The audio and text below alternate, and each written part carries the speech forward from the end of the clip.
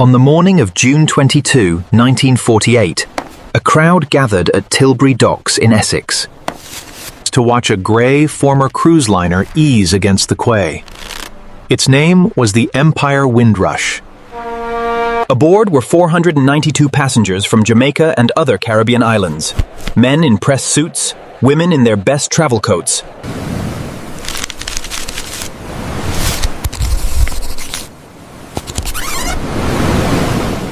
Of a country that had just told them, on paper at least, that they belonged.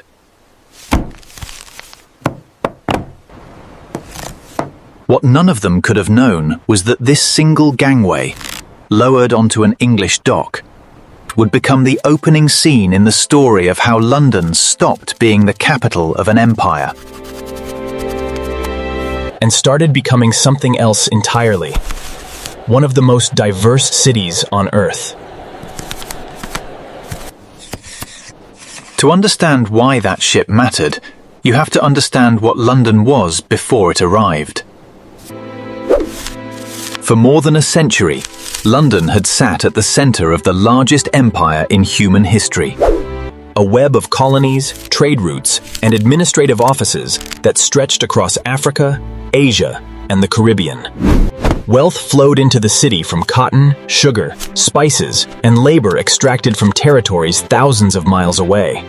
The Bank of England, the docks along the Thames, and the offices of Whitehall were the machinery of that empire. And London itself was built, quite literally, on the profits of ruling other people's countries.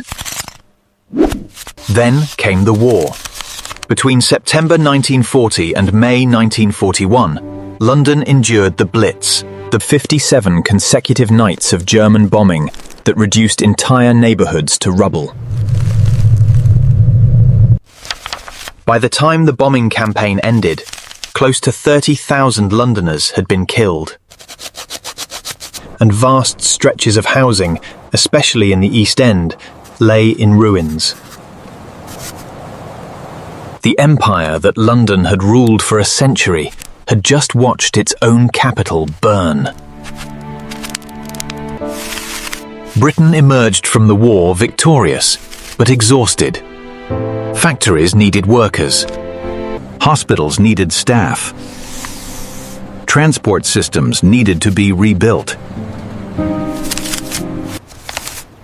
And the government, facing a labor shortage it could not fill from within its own shrinking population, turned to the very colonies it had governed for generations.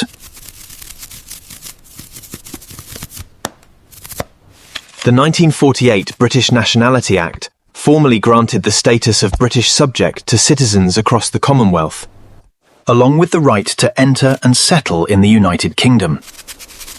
It was, in effect, an invitation, and thousands of people in the Caribbean, in South Asia, and across Africa accepted it.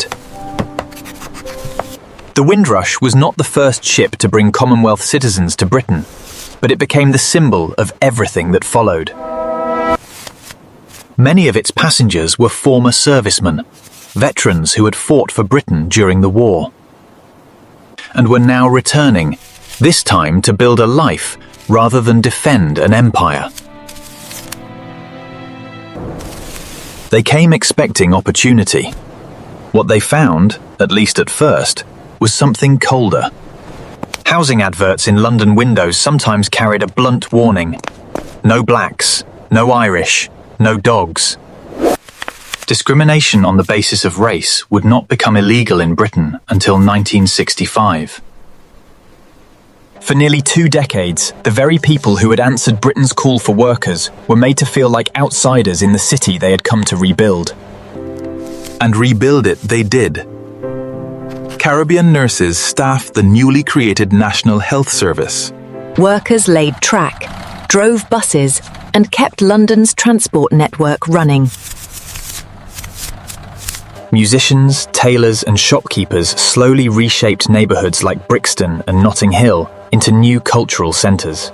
Through the 1950s and 1960s, migration continued, not just from the Caribbean, but from India, Pakistan, and other former colonies. Each wave adding new languages, foods, and communities to a city that had, for most of its history, been overwhelmingly white British.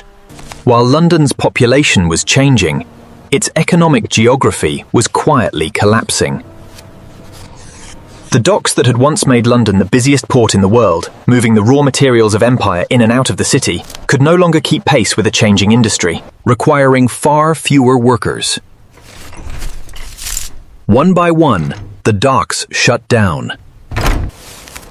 By 1981, every dock along that stretch of the Thames had closed. What was once the beating economic heart of the British Empire became a landscape of empty warehouses and rusting cranes. And the communities that had depended on dock work for generations were left with mass unemployment. Out of that decline came reinvention.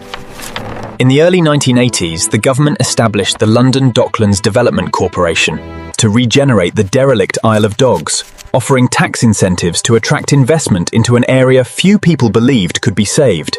Through the late 1980s and into the 1990s, cranes returned to the skyline, but this time they were building upward, not loading ships. Glass and steel towers rose on the site of the old West India docks. By the 1990s, Canary Wharf had emerged as a new financial district, eventually rivaling the historic City of London itself. The docks that once moved the physical goods of empire had been replaced by a financial center that moved capital around the globe instead. London had not stopped being a center of power. It had simply changed what kind of power it held. But the story of the people who rebuilt post-war London was not finished. In 2018, a scandal broke that shocked the country. Investigations revealed that the Home Office had failed to keep proper records, confirming the legal status of the Windrush generation, the very people who had arrived decades earlier as British subjects. Because of this failure, some who had lived and worked in Britain for 50 years or more found themselves suddenly treated as undocumented immigrants. People lost jobs, some lost access to healthcare, a number were detained, and some were wrongfully deported to countries they had left as children. The generation that had helped rebuild London after the war was, in some cases, told it no longer belonged there at all. The scandal forced a national reckoning with a story that had too often been treated as a footnote. It also underscored something the numbers had already been showing for years. By 1991, roughly 22% of London's population had been born outside the United Kingdom. By 2011, that figure had risen to nearly 37%. Today, more than 4 in 10 Londoners were born outside Britain. And the 2021 census recorded a city where white residents made up just over half the population, down sharply from a decade earlier, with Asian, Black, and mixed communities making up a substantial and growing share of London's more than 8 million people. Walk through London today, and the evidence is everywhere. Caribbean carnival music echoes through Notting Hill each August. Ferry houses line Brick Lane, itself once home to French Protestant refugees, then Jewish immigrants, then Bangladeshi families. Financial analysts from around the world fill the towers of Canary Wharf, built on ground where dock workers once unloaded the raw materials of empire. The city that once sent ships out to govern a quarter of the globe now finds much of that same world living within its own boroughs. London's transformation was never a single event. It was a slow accumulation of arrivals, closures, rebuildings, and reckonings, from a ship at Tilbury Docks to a skyline of glass towers, to a scandal that forced a nation to remember who had built its capital. The empire that London once ruled from a distance now lives inside it.